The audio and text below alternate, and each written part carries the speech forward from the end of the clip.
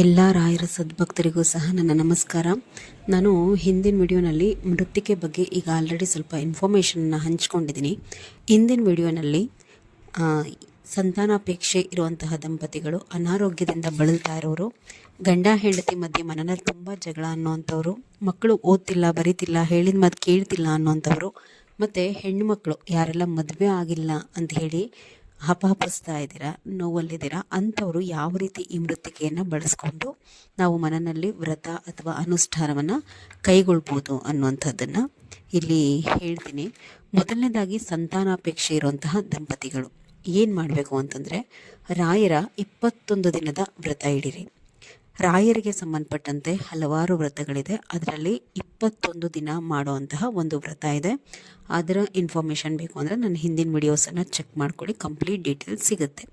ಆ ವ್ರತದ ಜೊತೆಗೆ ನೀವು ಮೃತ್ತಿಕೆಯನ್ನು ಬಳಸ್ಕೊಂಡು ಹೇಗೆ ಮಾಡಬೇಕು ಅಂತಂದರೆ, ಇದು ಮೃತ್ತಿಕೆಯನ್ನು ಬಳಸ್ಕೊಂಡು ಮಾಡುವಂತಹ ಈ ಅನುಷ್ಠಾನ ಏನಿದೆ ಬಹಳ ವಿಶೇಷ. ಮೃತ್ತಿಕೆ ಅಂತಂದ್ರೇ ವಿಶೇಷ, ಅದು ಅಮೃತ ಸಮಾನ ಅಥವಾ ಸಾಕ್ಷಾತ್ ನಾವು ರಾಯರು ಅಂತಲೇ ನಾವು ಕರಿಬೋದು ಆ ಮೃತ್ತಿಕೆಯನ್ನು. ಅಷ್ಟು ಶಕ್ತಿ ಮೃತ್ತಿಕೆಯಲ್ಲಿರುತ್ತೆ. ನೀವು ಮೃತ್ತಿಕೆನ ನಿಮ್ಮ ದೇವ್ರ ಮನೆಯಲ್ಲಿ ಇಟ್ಕೊಂಡಿದ್ದೀರಾ ಅಂತಂದರೆ ಸಾಕ್ಷಾತ್ ರಾಯರೇನೆ ನಿಮ್ಮ ದೇವ್ರ ಮನೆಯಲ್ಲಿ ಕೂತಿದ್ದಾರೆ ಅಂತ ಅರ್ಥ. ರಾಯರ ಫೋಟೋ ವಿಗ್ರಹ ಇಟ್ಕೊಳ್ಳೋದಕ್ಕೂ ಮೃತ್ತಿಕೆಯನ್ನು ಇಟ್ಕೊಳ್ಳೋದಕ್ಕೂ ಬಹಳ ವ್ಯತ್ಯಾಸ ಇದೆ. ಮತ್ತು ಮೃತ್ತಿಕೆಯನ್ನು ನೀವು ಬಳಸಿ ವ್ರತ ಮಾಡ್ತಾ ಇದ್ದೀರಾ ಅಂತಂದರೆ ಅದು ಬಹಳ ವಿಶೇಷ. ನೀತಿ ನಿಯಮಗಳನ್ನ ಪಾಲನೆ ಮಾಡಬೇಕು, ಅಚ್ಚುಕಟ್ಟಾಗಿ ಮಾಡಿ, ಖಂಡಿತ ಫಲ ಸಿಗುತ್ತೆ. ನೆಕ್ಸ್ಟ್ ವಿಡಿಯೋಸಲ್ಲಿ ಕೆಲವೊಂದು ನಾನು ಹೇಳ್ಕೊಟ್ಟಿರೋವಂಥದ್ದನ್ನು ಪಾಲನೆ ಮಾಡಿ ಹೂಪ್ರಸಾದ ಪಡ್ಕೊಂಡವ್ರು ಇರ್ಬೋದು, ಅಥವಾ ಒಳ್ಳೆತನ ಕಾಣ್ತಾ ಇರುವಂಥವ್ರದ್ದೆಲ್ಲ ಕೆಲವೊಂದಷ್ಟು ಮೆಸೇಜಸ್ ಇದೆ, ಹಾಕ್ತೀನಿ ನೋಡಿ, ನಿಮಗೆ ಗೊತ್ತಾಗುತ್ತೆ. 21 ದಿನದ ವ್ರತ ಹಿಡೀರಿ. ವ್ರತ ಹಿಡಿದಾದ್ಮೇಲೆ ನೀವೇನು ಮಾಡಬೇಕಪ್ಪ ಅಂತಂದರೆ, ಮೃತ್ತಿಕೆಯನ್ನು ಬಳಸ್ಕೊಂಡು ಏನು ಮಾಡಬೇಕು, ರಾಯರ ವ್ರತ ಹಿಡಿಯುವ ಮೊದಲನೇ ದಿನ ಮೃತ್ತಿಕೆಯನ್ನು ಒಂದು ಭರಣಿಯಲ್ಲಿ ಹಾಕಿ ಪ್ರತಿನಿತ್ಯ ಈ ಭರಣಿಯ ಅಕ್ಕಪಕ್ಕ 2 ತುಪ್ಪದ ದೀಪವನ್ನು ನೀವು ಹಚ್ಚಬೇಕಾಗತ್ತೆ. ಅಂದರೆ 21 ದಿನವೂ ಸಹ ನೀವು ಮೃತ್ತಿಕೆಯನ್ನು ಯಾವ ಡಬ್ಬದಲ್ಲಿ ಹಾಕಿಟ್ಟಿರ್ತೀರಾ ಆ ಡಬ್ಬದ ಅಕ್ಕಪಕ್ಕ 2 ತುಪ್ಪದ ದೀಪಗಳನ್ನು ಹಚ್ಚಿ ಆ ಮೃತ್ತಿಕೆಯ ಭರಣಿಯ ಮೇಲೆ ಪ್ರತಿನಿತ್ಯ ಒಂದು ಎಲೆ ತುಳಸಿಯನ್ನು ಇಟ್ಟು ಪೂಜೆ ಮಾಡಿ. ಸಂಪೂರ್ಣ ಪೂಜೆ ಆದಮೇಲೆ, ಅಂದರೆ ನೀವು ರಾಯರ ಪೂಜೆ ಎಲ್ಲ ಏನಿರುತ್ತೆ ವ್ರತ ಅಂತ ಹಿಡಿದಾಗ ಆ ಸಂಪೂರ್ಣ ಪೂಜೆ ಆದಮೇಲೆ ನೀವೇನು ಮಾಡಬೇಕು, ಗಂಡ ಹೆಂಡತಿ ಇಬ್ಬರೂ ಸಹ ಒಂದು ಚಿಟಿಕೆ ಮೃತ್ತಿಕೆಯನ್ನು ಬಾಯಿಗೆ ಹಾಕ್ಕೋಬೇಕು. ಒಂದು ಚಿಟಿಕೆ ಮೃತ್ತಿಕೆಯನ್ನು. ಅದು ಇಲ್ಲ ನಮಗೆ ಡೈರೆಕ್ಟಾಗಿ ಹಾಕ್ಕೊಳ್ಳಿಕ್ಕೆ ಆಗೋಲ್ಲ ಅನ್ನೋಂಥವರು 1 ಲೋಟ ನೀರಿಗೆ 1 ಚಿಟಿಕೆಯನ್ನು ಹಾಕ್ಕೊಂಡು ಇಬ್ಬರು ಸೇವನೆ ಮಾಡಿ. ಇದನ್ನು ನಿಮಗೆ ಎಂತಹದ್ದೇ ಸಂತಾನ ದೋಷ ಇದ್ದರೂ ಕೂಡ ರಾಯರು ನಿಮ್ಮ ಕೈ ಹಿಡಿದು ಸಂತಾನವನ್ನು ಕರುಣಿಸ್ತಾರೆ. ಕೆಲವು ದಂಪತಿಗಳನ್ನ ನೋಡಿರ್ಬೋದು, ಏನೂ ತೊಂದರೆ ಇರಲ್ಲ ಪಾಪ, ಎಲ್ಲ ಟೆಸ್ಟ್ಗಳು ಮಾಡಿಸ್ಕೊತಾರೆ, ಏನೂ ಪ್ರಾಬ್ಲಮ್ ಇರಲ್ಲ ಹಾಸ್ಪಿಟಲ್ದು, ಬಟ್ ಇನ್ನೂ ಅವ್ರಿಗೆ ಮಕ್ಕಳಾಗ್ತಿರಲ್ಲ. ಅವ್ರ ನೋವು ಅವ್ರಿಗಷ್ಟೇ ಗೊತ್ತಿರುತ್ತೆ. ಅದನ್ನು ಅನುಭವಿಸಿರುವಂತಹ ದಂಪತಿಗಳಿಗಷ್ಟೇ ಅದ್ರ ನೋವು ಗೊತ್ತಿರುತ್ತೆ. ದಯವಿಟ್ಟು ಇದನ್ನು ಮಾಡಿ ನೋಡಿ, ಖಂಡಿತ ಒಳ್ಳೆಯದಾಗುತ್ತೆ. ಇನ್ನು ನೆಕ್ಸ್ಟು ಅನಾರೋಗ್ಯ. ಯಾವುದಾದ್ರೂ ತೀವ್ರವಾದಂತಹ ಕಾಯಿಲೆಯಿಂದ ಮನೇಲಿ ಯಾರಾದರೂ ಸಹ ಬಳಲ್ತಾ ಇದ್ದರೆ ಈ ಮೃತ್ತಿಕೆಯನ್ನು ಮನೆಗೆ ತೆಗೆದುಕೊಂಡು ಬನ್ನಿ. ಅನಾರೋಗ್ಯ ಪೀಡಿತರು ವ್ರತ ಮಾಡೋದಕ್ಕೆ ಬರೋದಿಲ್ಲ, ಅವ್ರನ್ನ ಅಶಕ್ತರು ಅಂತ ಹೇಳಿ ಪರಿಗಣಿಸ್ತಾರೆ. ಹಾಗಾಗಿ ಯಾವುದೇ ರೀತಿ ವ್ರತ ಮಾಡಬೇಕು ಅನ್ನೋವಂಥದ್ದು ಏನಿಲ್ಲ. ಪಾಪ ಆರೋಗ್ಯನೇ ಸರಿ ಇಲ್ಲ ಅಂತಂದಾಗ ಅವರು ವ್ರತ ಹಿಡಿಯೋದಾದರೂ ಹೇಗೆ, ಪೂಜೆ ಮಾಡೋದಾದರೂ ಹೇಗೆ, ಅದೆಲ್ಲ ಏನು ಬೇಡ. ವ್ರತ ಮಾಡೋದು ಆ ಥರ ಎಲ್ಲ ಏನು ಬೇಡ. ಅವ್ರು ಏನು ಮಾಡಬೇಕು ಅಂತಂದರೆ 21 ದಿನವೂ ಸಹ ತುಪ್ಪದ ದೀಪವನ್ನು ರಾಯರ ಎದುರುಗಡೆ ಹಚ್ಚಿಬಿಟ್ಟು ಮೃತ್ತಿಕೆ ಇಡಬೇಕು.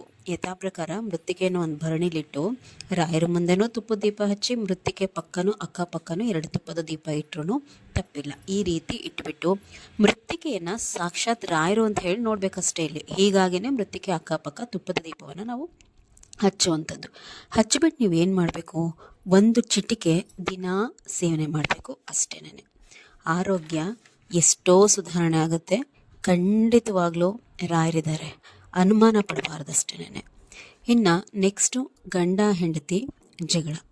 ಮನೆಯಲ್ಲಿ ಗಂಡ ಹೆಂಡತಿ ನಡುವೆ ಹೊಂದಾಣಿಕೆ ಇಲ್ಲ, ಅಥವಾ ಅತ್ತೆ ಸೊಸೆ ನಡುವೆ ಹೊಂದಾಣಿಕೆ ಇಲ್ಲ, ಮನೆಯಲ್ಲಿ ಯಾವಾಗಲೂ ಕಿರಿಕಿರಿ, ಜಗಳ, ನೆಮ್ಮದಿ ಇಲ್ಲ ಅನ್ನೋಂಥವ್ರು ಈ ಮೃತ್ತಿಕೆಯನ್ನು ಮನೆಯಲ್ಲಿ ಇಟ್ಕೊಳ್ಳಿ. ಯಾರ ಮಧ್ಯೆ ಒಂದು ಸಾಮರಸ್ಯ ಇಲ್ಲ ಅಂದರೆ, ಗಂಡ ಹೆಂಡತಿ ಮಧ್ಯೆ ಸಾಮರಸ್ಯ ಇಲ್ಲ ಅಂತಂದರೆ ನಿರಂತರವಾಗಿ 48 ದಿನ ನೀವು ಧಾರಣೆ ಮಾಡಬೇಕು. ರಾಯರ ಮುಂದೆ ದಿನವೂ ಸಹ ತುಪ್ಪದ ದೀಪವನ್ನು ಹಚ್ಚಿ ಕಲ್ಲು ಸಕ್ಕರೆನ ನೈವೇದ್ಯ ತೋರಿಸಿ. ಇದು ಎಲ್ಲವೂ ಸಹ ಒಂದು ಅನುಷ್ಠಾನ ಅಥವಾ ವ್ರತದ ಥರ. ಗಂಡ ಹೆಂಡತಿ ಮಧ್ಯೆ ಜಗಳ ಇತ್ತು ಅಂತಂದರೆ ಮೃತ್ತಿಗೆ ಮನೆಗೆ ತರ್ತೀರಾ. ಮೊದಲನೇ ದಿನ ಸಂಕಲ್ಪ ಮಾಡ್ಕೋಬೇಕು, 48 ದಿನವೂ ಸಹ ನಾವು ನಿಮ್ಮ ಮುಂದೆ ತುಪ್ಪದ ದೀಪವನ್ನು ಹಚ್ಚಿ ಏನಾದರೂ ನೈವೇದ್ಯವನ್ನು ತೋರಿಸ್ತೀವಿ ಅಂತಂದು.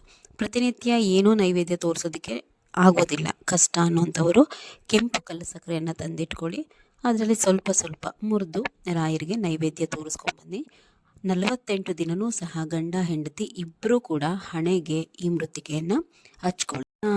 ಮಕ್ಕಳು ಮನೆಯಲ್ಲಿ ಓದಲ್ಲ, ಬರೆಯಲ್ಲ, ಹೇಳಿದ ಮಾತು ಕೇಳಲ್ಲ, ಚಂಡಿ, ಯಾವಾಗಲೂ ಕಿರಿಕಿರಿ ಮಾಡ್ತಾರೆ ಅಂತಂದರೆ ರಾಯರ ಮುಂದೆ ತುಪ್ಪದ ದೀಪವನ್ನು ಹಚ್ಚಬೇಕು. ಅವರ ಹಣೆಗೆ ಈ ಮೃತ್ತಿಕೆಯನ್ನು ಪ್ರತಿನಿತ್ಯ ಹಚ್ತಾ ಬರಬೇಕು. ರಾಯರಿಗೆ ನಮಸ್ಕಾರ ಮಾಡಿಸಿಸ್ಬೇಕು ಆ ಮಕ್ಕಳ ಕೈಲಿ. 5 ವಾರ ಇಲ್ಲ ಅಂತಂದರೆ 9 ವಾರ ಅವ್ರ ಕೈಯಿಂದ ರಾಯರ ಮಠಕ್ಕೆ ಕರ್ಕೊಂಡು ಹೋಗ್ಬಿಟ್ಟು ಕಲ್ಲು ಸಕ್ಕರೆಯನ್ನು ಹಂಚಿಸಿ. ಮಕ್ಕಳು ಎಷ್ಟೋ ಸುಧಾರಣೆ ಆಗ್ತಾರೆ. ನಿಮ್ಗೆ ಎಷ್ಟು ದಿನ ಆಗುತ್ತೆ ಅಷ್ಟು ದಿನ, ಒಂದು 21 ದಿನವೋ 48 ದಿನವೋ ರಾಯರ ಮುಂದೆ ತುಪ್ಪದ ದೀಪವನ್ನು ಹಚ್ತಾ ಬನ್ನಿ. ಮೃತ್ತಿಕೆಯನ್ನು ರಾಯರ ಎದುರುಗಡೆನೇ ಇಟ್ಟಿರಬೇಕು, ಆದರೆ ಅದರ ಅಕ್ಕಪಕ್ಕನೇ 2 ತುಪ್ಪದ ದೀಪವನ್ನು ಹಚ್ಚಬೇಕು. ಪ್ರತಿ ಗುರುವಾರ ಅಂದರೆ 5 ಗುರುವಾರ ಇಲ್ಲಾಂದರೆ 9 ಗುರುವಾರ ಮಗುನ ಸಂಜೆ ಮಠಕ್ಕೆ ಕರ್ಕೊಂಡು ಹೋಗಿ ಮಗು ಕೈಯಲ್ಲೇನೆ ಕಲ್ಲು ಸಕ್ಕರೆಯನ್ನು ಒಂದು 5 ಜನಕ್ಕೋ 9 ಜನಕ್ಕೋ ಹಂಚಿಸಿದ್ರೆ ಸಾಕು. ಮಗು ಹಣೆಗೆ ನಿತ್ಯವೂ ಸಹ ಈ ಮೃತ್ತಿಕೆಯನ್ನು ಧಾರಣೆ ಮಾಡಿಸಿ. ಇನ್ನು ಮದುವೆ ಆಗಿಲ್ದಿರುವಂತಹ ಹೆಣ್ಮಕ್ಳು ಏನು ಮಾಡಬೇಕು, 21 ಅಥವಾ 48 ದಿನದ ವ್ರತವನ್ನು ಹಿಡಿಬೇಕು. ದಿನವೂ ತಣ್ಣೀರು ಸ್ನಾನ ಮಾಡಬೇಕು. 3 ದಿನಕ್ಕೊಂದು ಸರ್ತಿ ತಲೆ ಸ್ನಾನ ಮಾಡಿಕೊಂಡ್ರೆ ಸಾಕು. ಈ ಮೃತ್ತಿಕೆಯನ್ನು ರಾಯರ ಬಲಭಾಗದಲ್ಲಿಟ್ಟು 2 ತುಪ್ಪದ ದೀಪವನ್ನು ಆ ಮೃತ್ತಿಕೆಯ ಪಕ್ಕ ಇಟ್ಟು ಹಚ್ಚಿ ಮೃತ್ತಿಕೆಯನ್ನು ಅದನ್ನು ವ್ರತ ಮಾಡೋ ಅಷ್ಟು ದಿನವೂ ಸಹ ಧಾರಣೆ ಮಾಡಬೇಕು ಹಣೆಗೆ. ಇಷ್ಟೇ ವ್ರತ ಅಂದರೆ ರಾಯರ ವ್ರತವನ್ನು ಸರಿಯಾಗಿ ಮಾಡಬೇಕು. ರಾಯರ 21 ದಿನದ ವ್ರತನೇ ಆಗಲಿ ಅಥವಾ 48 ದಿನದ ವ್ರತನೇ ಆಗಲಿ ಹಿಡಿಯುವಂಥವ್ರು ಅದರ ನಿಯಮಗಳೇನಿದೆ ಅದನ್ನು ಕಂಪ್ಲೀಟಾಗಿ ಫಾಲೋ ಮಾಡಬೇಕು. ಹೊಸದ್ರಲ್ಲಿ ಖುಷಿಗೆ ಕ್ಲೀನಾಗಿ ಮಾಡೋದು, ಆಮೇಲೆ ಮಧ್ಯಾಹ್ನದೊತ್ತು ನಿದ್ದೆ ಮಾಡೋದು ಅಥವಾ ಅದರದ್ದು ನಿಯಮಗಳೇನಿದೆ ಅದನ್ನು ಪಾಲನೆ ಮಾಡ್ದಲೇ ಇರೋದು ಮಾಡಿದಾಗ ನೀವು ವ್ರತ ಮಾಡಿನೂ ಸಹ ಖಂಡಿತ ಅದು ಫಲ ಕೊಡೋದಿಲ್ಲ, ವ್ಯರ್ಥ ಆಗುತ್ತೆ. ರಾಯರ ವ್ರತ ಅಂತಂದರೆ ನಿಯಮ ನಿಷ್ಠೆಯಿಂದ. ಯಾಕೆ ಕೆಲವ್ರಿಗೆಲ್ಲ ನಾವು ವ್ರತಗಳನ್ನ ಮಾಡಿದ್ದೀವಿ ಫಲ ಸಿಕ್ಕಿಲ್ಲ ಅನ್ನೋಂಥವ್ರು ಕಾರಣ ಅಷ್ಟೇನೆ. ವ್ರತ ಮಾಡೋದ್ರಲ್ಲಿ ಏನಾದರೂ ಒಂದು ಚಿಕ್ಕ ಪುಟ್ಟ ತಪ್ಪುಗಳು ಆಗಿರುತ್ತೆ. ರಾಯರು ನೀವು ಮಾಡೋದೆಲ್ಲದನ್ನು ಸಹ ಖಂಡಿತವಾಗಿ ನೋಡಿರ್ತಾರೆ. ವ್ರತ ಅಂದರೆ ಸುಮ್ಮನೆ ಅಲ್ಲ, ಖಂಡಿತವಾಗ್ಲೂ ಅವರು ನೋಡಿರ್ತಾರೆ. ಏನಾದರೂ ಸಣ್ಣ ಪುಟ್ಟ ದೋಷಗಳಾಗಿದ್ದಾಗೇನೆ ವ್ರತದ ಫಲವನ್ನು ಕೊಡೋದಕ್ಕೆ ಬಂದಿರೋದಿಲ್ಲ ಅಷ್ಟೇ. ಹೀಗಾಗಿ ವ್ರತ ಹಿಡಿಯೋರು ಆ ವ್ರತದ ನಿಯಮಗಳೇನಿದೆ ಮೊದಲು ಅದನ್ನು ತಿಳಿಬೇಕು. ಅದನ್ನು ನೀವು ಮಾಡೋ ಅಷ್ಟು ದಿನ, 21 ದಿನ ಮಾಡ್ತಿರೋ ಇಲ್ಲ 48 ದಿನ ಮಾಡ್ತಿರೋ ಅಷ್ಟೂ ದಿನವೂ ಸಹ ಚಾಚು ತಪ್ಪದೆ ಪಾಲನೆ ಮಾಡಬೇಕು. ವ್ರತವನ್ನು ವ್ರತದ ಥರ ಆಚರಣೆ ಮಾಡಿ ರಾಯರಿಗೋಸ್ಕರ ನೀವು ಕಷ್ಟಪಡಬೇಕು. ನೀವು ಅವ್ರಿಗೋಸ್ಕರ ಏನಾದರೂ ಮಾಡ್ತಿದ್ದೀರಾ ಅಂದಾಗ ತಾನೇ ನಿಮಗೂ ಅವರು ಏನಿದೆ ಅದನ್ನು ಈಡೇರಿಸೋದಕ್ಕೆ ಅವ್ರಿಗೂ ಮನಸ್ಸು ಬರೋದು. ನೀವು ಯಾವುದನ್ನು ಮಾಡ್ದಲೆ, ರಾಯರಿಗೋಸ್ಕರ ಯಾವುದನ್ನೂ ಮಾಡ್ದಲೆ ಅವ್ರನ್ನ ಹೂ ಕೇಳಿ ಇವ್ರನ್ನ ಹೂ ಕೇಳಿ ನಮ್ಮ ಸಮಸ್ಯೆ ಪರಿಹಾರ ಆಗಿಬಿಡ್ಬೇಕು ಅಂದರೆ ಅದು ಖಂಡಿತ ಅಸಾಧ್ಯ. ಆ ರೀತಿ ಪರಿಹಾರ ಮಾಡ್ಕೊಂಡಿರೋರು ಯಾರೂ ಇಲ್ಲ. ಯಾರಾದರೂ ಇದ್ದರೆ ಡೈರೆಕ್ಟಾಗಿ ನಂಗೆ ಕಾಮೆಂಟ್ ಹಾಕಿ. ಹೂ ಪ್ರಸಾದಗಳನ್ನ ಕೇಳಿಬಿಟ್ಟು ನಾವು ಕ್ಲಿಯರ್ ಮಾಡ್ಕೊಂಡಿದ್ದೀವಿ ಅಂತ ಆಗೋದಿಲ್ಲ. ದಯವಿಟ್ಟು ರಾಯರಿಂದ ಒಳ್ಳೇದು ಮಾಡಿಸ್ಕೋಬೇಕು ಅನ್ನೋಂಥವ್ರು ರಾಯರ ಸೇವೆನ ನೀವೇ ಮಾಡಿ. ನೀವೇ ಮಾಡಿದಾಗಲೇ ಅದ್ರ ಫಲ ನಿಮಗೆ ರಾಯರು ಕೊಡ್ತಾರೆ. ಇಲ್ಲಿ ಮಧ್ಯ ಮೀಡಿಯೇಟರ್ಸು ಬೇಕಿಲ್ಲ. ಎಲ್ರಿಗೂ ಒಳ್ಳೇದಾಗಲಿ. ಇನ್ಫಾರ್ಮೇಷನ್ ಇಷ್ಟ ಆಗಿದ್ರೆ ದಯವಿಟ್ಟು ನಿಮ್ಗೆ ಯಾರೆಲ್ಲ ರಾಯರ ಭಕ್ತರ ಪರಿಚಯ ಇರ್ತಾರೆ ಅವರೊಟ್ಟಿಗೆ ಶೇರ್ ಮಾಡ್ಕೊಳ್ಳಿ. ಒಳ್ಳೆ ಇನ್ಫಾರ್ಮೇಷನ್ನು ಕಷ್ಟದಲ್ಲಿರೋರಿಗೆ ತಲುಪಲಿ, ಇಷ್ಟೇ ನನ್ನ ಆಶಯ. ಎಲ್ಲರಿಗೂ ಸಹ ರಾಯರು ಒಳ್ಳೇದು ಮಾಡಲಿ. ನಮಸ್ಕಾರ.